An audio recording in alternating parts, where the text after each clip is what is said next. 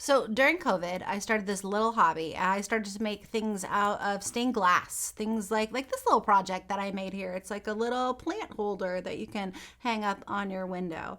I started doing this just as like some way to kind of get out some of my COVID frustration. I think a lot of us baked or took walks or did all kinds of things during that time. All kinds of like creative arts just to sort of take away some of that tension that we were experiencing in the world. And what happens when I go down to my basement to my little stained glass station? What ends up happening is that I put some music on and I get into the zone. I just don't even hear or think about anything else other than that of what I'm creating. The truth is that I think that all of us, God has given us some kind of space in our lives where we get to just get into the zone, whether it's with glass or for my dad, it's Excel sheets, or some of you, it's for numbers or gardening or athletics. It's going for a run or playing pickleball, or for some of you, it's baking. I think we all have this one little space that God has given us in order to be creative.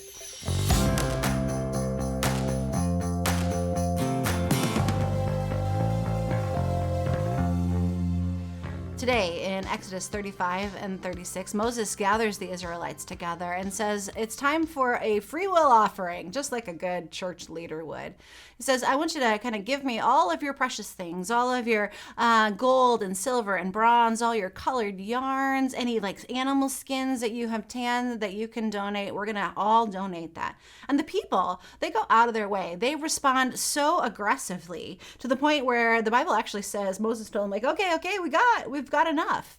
And then they start to build God's tabernacle. And here, when you're reading these chapters, they are so beautifully full of detail. You can imagine the little intricacies of each piece going together.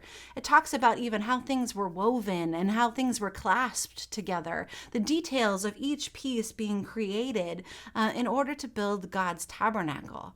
So why do you think that the author of Exodus would put so much energy into that level of detail? I'll get back to it, but I want to tell you a story first.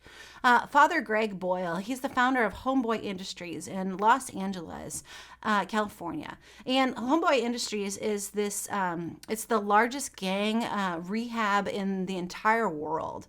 And he tells this story about this man who had been rehabilitated out of a gang, and now he's a trainee at Homeboy Industries, and he's got 3 daughters. This man's name is Anthony. He tells a story about how half of Anthony's life he just spent in jails and detention facilities. Before coming to Homeboy Industries, Anthony he was crippled with a meth addiction and all of the gang violence that he had been a part of. He was in the Father Boyle's office one day, and he was telling them that as a kid, he had just the worst childhood that you could imagine. He said his parents, their house was full of drugs and abuse, and at 9 years old, Anthony and his twin brother got pulled away from their parents' house and put into their grandmother's house. And instead of that being kind of a safe space, Anthony remembers his grandmother as the meanest woman, the meanest human being he had ever known.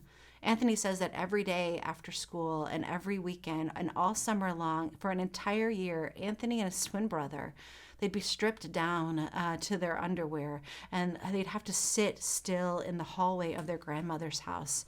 And she would put duct tape over their mouths and tell them that she couldn't even stand the sound of their voices. Until finally, at just 11 years old, the 2 boys ran away and joined the gang system. And then Anthony, when he talks about all this memory, I guess, he just like cries every time he mentions it.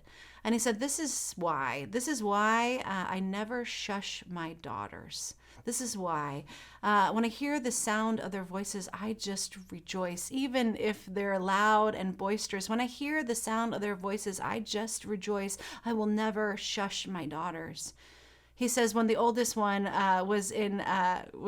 grabbed a crayon and colored on the wall in the living room, his wife looked at him and yelled at him, will you go do something? Why don't you go tell them something?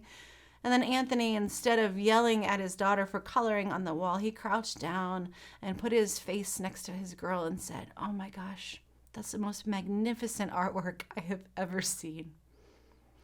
It's a great story, but I think what it reminds us of when we're thinking about this Exodus passage is that God pays attention to the art, God pays attention to the details. And I think that's why the Exodus author wove all of this intricacy into this part of Scripture.